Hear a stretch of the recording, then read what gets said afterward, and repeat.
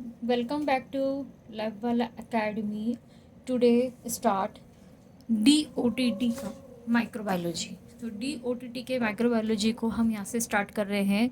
First of all parasitology introduction. तो parasitology as a branch है एक माइक्रोबायोलॉजी की। पैरासिटालॉजी मतलब जहाँ पर स्टडी की जाती है पैरासाइट्स की। तो सम टाइम अगर ये क्वेश्चन आ जाता है कि व्हाट इज़ द पैरासाइट, तो हमें सबसे पहले पैरासाइट के जो पर्टिकुलर ऑर्गेनिज्म है उनकी स्टडी करने से पहले हमें ये थोड़ा सा इंट्रोडक्शन देखना होगा कि पैरासाइट क्या होते हैं, होस्ट क्या होते हैं, इनके बीच का रिलेशनशिप कैसा होता है और ये किस तरह से ट्रांसमिशन करते हैं आपकी बॉडी में। तो और ये किस तरह से अपना लाइफ साइकिल कंप्लीट करते हैं। तो देखिए मैं बता दूं आपको कि जो पैरासाइट्स होते हैं वो जब आपकी बॉडी के अंदर एंटर करते हैं देन आपको इन्फेक्ट करते हैं और एक डिजीज क्रिएट करते हैं। तो पैरासिटोलॉजी का अध्ययन मेडिकल के अंदर इसलिए किया जाता है कि उनसे होने वाली जो भी डिजीज़ हैं, जिस भी टारगेट ऑर्गन पर वो लोग इफ़ेक्ट करते हैं, अपना अंदर डेवलपमेंट करते हैं, तो ह्यूमन की बॉडी इफ़ेक्ट होती है, उनके ऑर्गन भी डैमेज हो सकते हैं, अल्सर हो सकते हैं।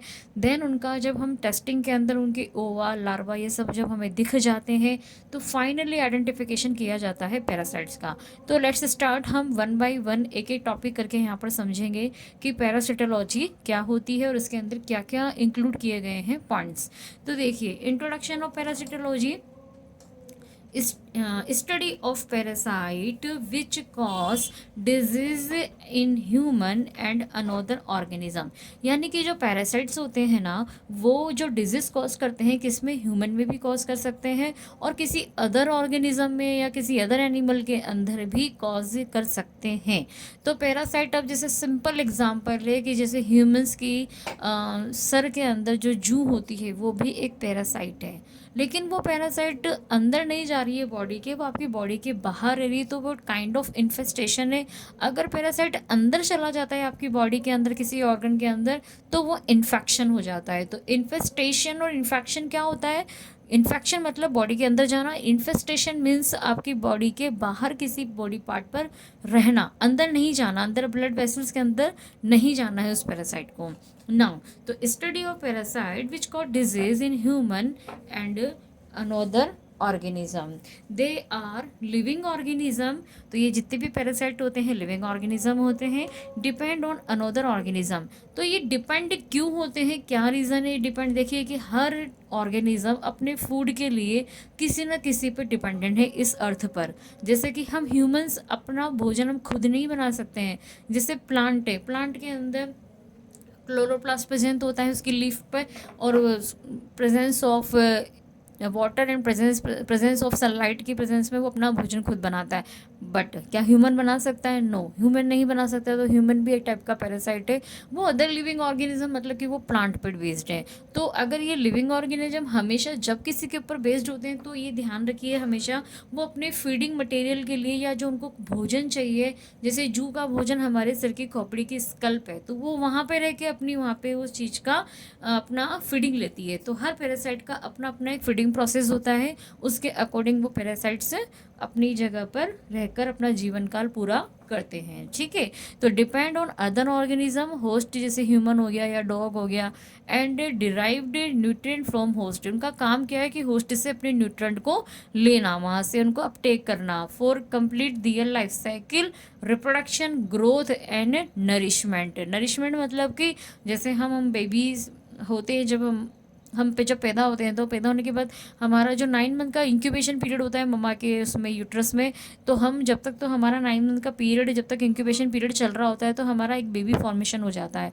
बट जैसे आफ्टर डिलीवरी के बाद हमारा क्या चलता है, एक टाइप का नरिशमेंट चलता है। उस नरिशमेंट के बेस में हम लोग हमारी young age, child, old age, और इस तरह से हमारा आगे फर्दर डेवलपमेंट होता जाता है बॉडी का।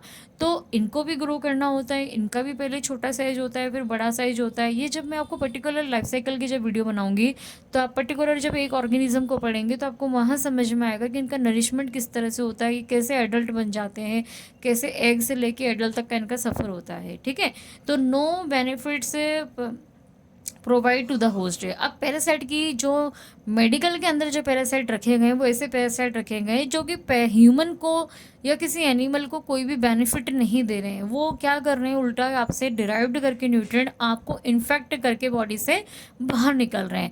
अगर ये बॉडी को कुछ इन्फेक्ट नहीं करते या उनको हम बेनिफिट हमें मिल जाता उनसे, तो फिर तो कोई इशू ही नहीं था। इशू क्यों है? क्योंकि ये बेनिफिट भी ले रहे हैं, दूसरा ये हमें इन्फेक्शन भी दे रहे हैं। और जब ये हमें इन्फेक्शन दे रहे हैं तो हम यहाँ पे इसकी स्टडी कर रहे हैं, हमें देखना है कि कौन सा इन्फेक्शन है, कैसे होता है, क्या उसमें दिक्कत होती है हमारे ऑर्गन में। तो they not provide benefit to the host, ये तो उल्टा हमें बीमारी देके हमारी बॉडी से बाहर निकलते हैं। तो प्रेजेंट इन और अपॉन ऑन द होस्ट, जैसे कि आपने नाम सुना होगा मलेरिया का, तो मलेरिया जो डिजीज़ है वो किससे होती है? एक प्लाज्मोडियम पैरासाइट्स होता है जो कि मच्छर में प्रेजेंट होता है, मच्छर के सलाइवा में प्रेजेंट होता है। देन जब वो आपकी बॉडी में एंटर करता है प्लाज्मोडियम, तो मच्छर से मलेरिया नहीं होता है, मच्छर के काटने से मलेरिया होता है, क्योंकि मच्छर के सलाइवा में वो पैरासाइट प्रेजेंट होता है जो मच्छर से आपकी बॉडी के अंदर चला जाता है। तो प्रेजेंट इन ऑन अपॉन, तो अपॉन का अपॉन में तो आप जानते ही हैं, जैसे जू का एग्जाम्पल है, और इनका मैंने आपको प्लाज्मोडियम का एग्जाम्पल दिया है।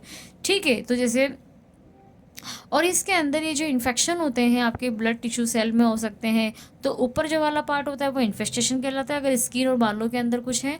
अंदर वाला जो कहलाता है वो आपका इन्फेक्शन कहलाता है। अभी मैंने आपको पहले ही डिस्क्राइब किया है ये चीज़। देन क्लासिफिकेशन ऑफ पैरासिटोलॉजी, तो पैरासाइट को पढ़ने के बाद हमारे जो पैरासाइट्स हैं वो अलग अलग कैटेगरी के हिसाब से यहाँ पर डिफाइन किए गए, क्योंकि कुछ पैरासाइट्स होते हैं जो बहुत छोटे होते हैं, सिंगल सेल के होते हैं। कुछ पैरासाइट ऐसे होते हैं जो कि मल्टी सेल या फिर यूकैरियोटिक में होते, दोनों यूकैरियोटिक ही हैं। अभी आगे हम पढ़ते हैं प्रोटोजोलॉजी और हेलमिन्थोलॉजी। देखिए पैरासाइट को फिर दो पार्ट में डिवाइड किया गया है, प्रोटोजोलॉजी और हेलमिन्थोलॉजी, यानी कि प्रोटोजोआ। पहली बात तो प्रोटोजोलॉजी में जितने भी ऑर्गेनिज्म आने वाले हैं वो सारे प्रोटोजोआ होंगे, यानी कि सिंगल सेल यूनिसेलुलर के होंगे। और हेलमिन्थीज का मतलब होता है ऐसे हेलमिन्थी जिनको 5 किंगडम के अंदर ह्यूमन के साथ रखा गया है, क्योंकि ये यूकैरियोटिक सेल है। कौन सी सेल है ये? Eukaryotic, eukaryotic. तो ये भी यूकैरियोटिक है। तो दोनों में फ़र्क क्या है? फ़र्क दोनों में ये है ना कि ये यूनिसेलुलर है और ये मल्टी सेलुलर है। ये यूकैरियोटिक है, ये भी यूकैरियोटिक है। ये सिंगल सेल है, freedom from all body function, यानी कि ये अपनी सारी बॉडी के जो फंक्शंस होते हैं वो किससे करते हैं? ये सिंगल सेल से करते हैं। ईच सेल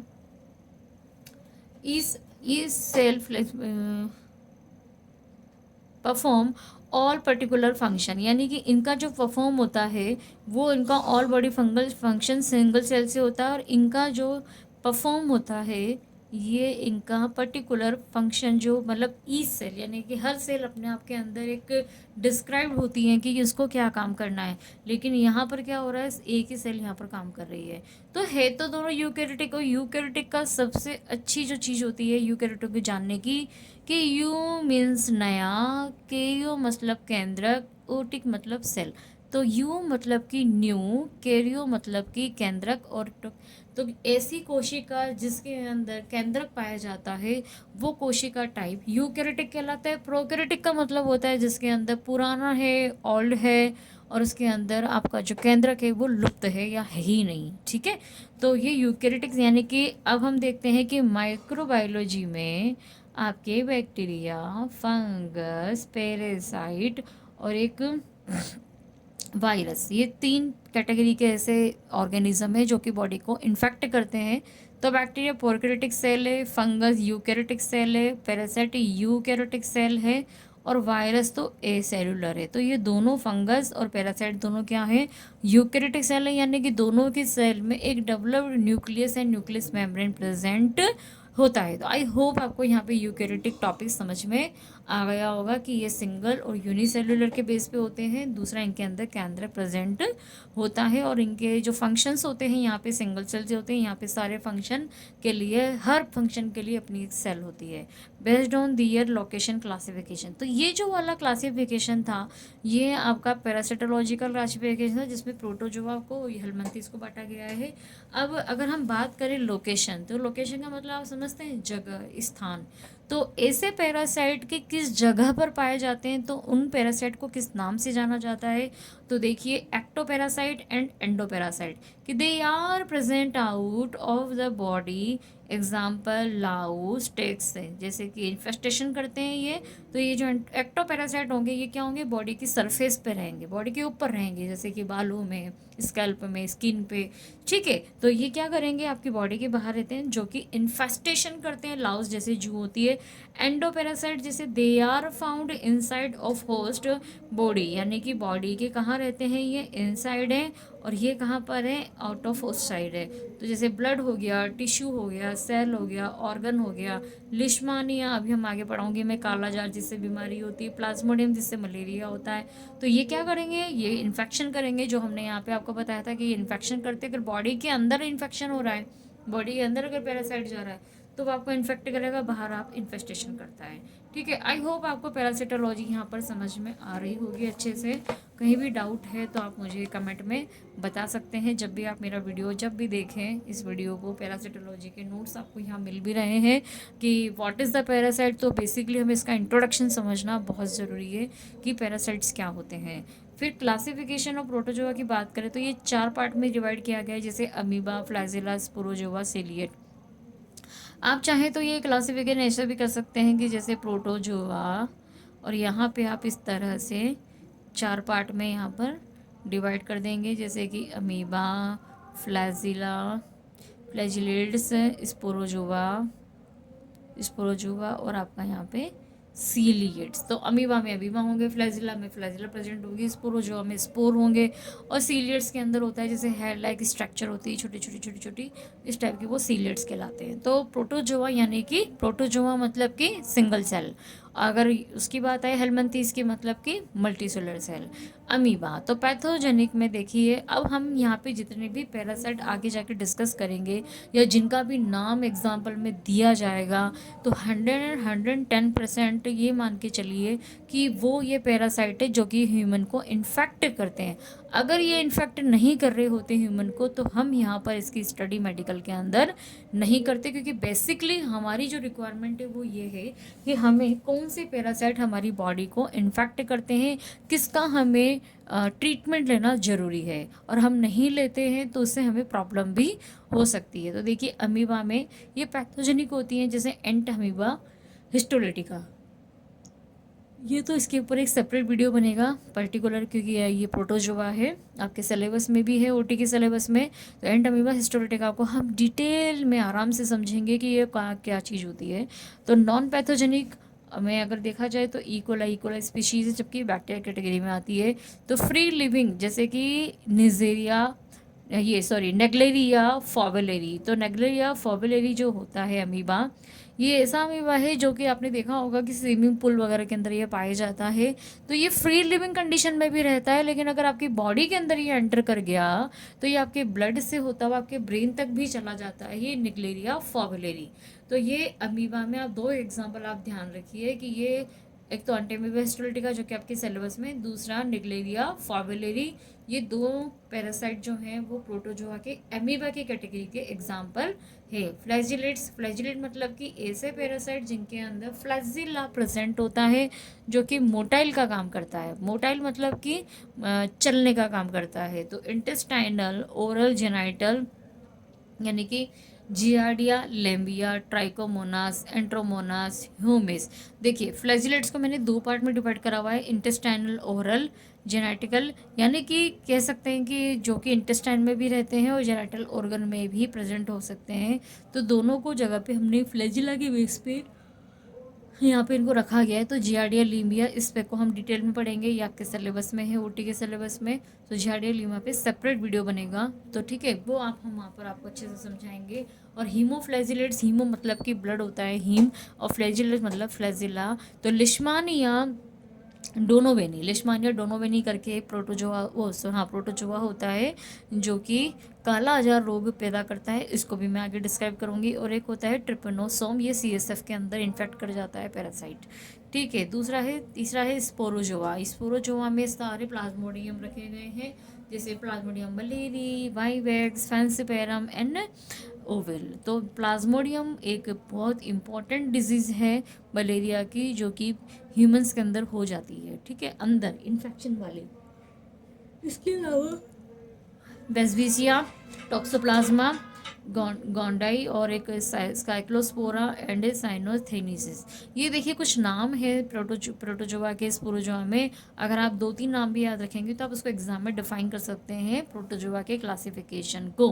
बेसिकली क्लासिफिकेशन इस तरह से ही यहाँ पर लिखा जाना चाहिए कि अमीबा के एग्जाम्पल है, फ्लैजेला के क्या एग्जाम्पल है, स्पोरोजोआ के क्या एग्जाम्पल है, सीलिएट के क्या एग्जाम्पल है। सीलियड्स में जैसे बैलेंटिडियम कोलाई है, बैलेंटिडियम कोलाई है ये, तो ये भी एक टाइप का प्रोटोजोआ ही होता है। तो क्लासिफिकेशन ऑफ एंडोपैरासाइट में आते हैं obligate, facultative, free living parasite और एक्सीडेंटल पैरासाइट एंड एबेरिएंट पैरासाइट। तो ये जो अगला है इंट्रोडक्शन का पैरासाइट का, वो मैं आपको सेकंड पार्ट में इसका बताऊंगी कि क्लासिफिकेशन ऑफ एंडोपैरासाइट क्या है, क्योंकि इसको हमें थोड़ा डिटेल में समझना पड़ेगा कि ऑब्लिगेट पैरासाइट क्या होते हैं, फैकल्टेटिव क्या होते हैं, फ्री लिविंग क्या होते हैं, एक्सीडेंटल क्या होते हैं एंड एबेरिएंट पैरासाइट क्या होते हैं। तो आई होप आपको पैरासिटोलॉजी यहाँ का इंट्रोडक्शन यहाँ तक समझ में आया होगा। आप इसको अच्छे से सुनिए, पढ़िए, समझिए। अगर कहीं समझ में नहीं आ रहा है तो प्लीज़ मुझे कमेंट कीजिए। स्पेसिफिक ये वीडियो मैंने ओटी के स्टूडेंट के पैरासिटोलॉजी से मैंने स्टार्ट किया है, और ओटी की माइक्रो में अगर आपको कोई भी टॉपिक समझ में नहीं आ रहा है तो प्लीज़ आप मुझे कमेंट कीजिए, मेरे चैनल को लाइक शेयर सब्सक्राइब कीजिए। तो थैंक यू। नेक्स्ट क्लास के अंदर मैं आपको पैरासिटोलॉजी के इंट्रोडक्शन का रेस्ट पार्ट समझाऊंगी। Thank you.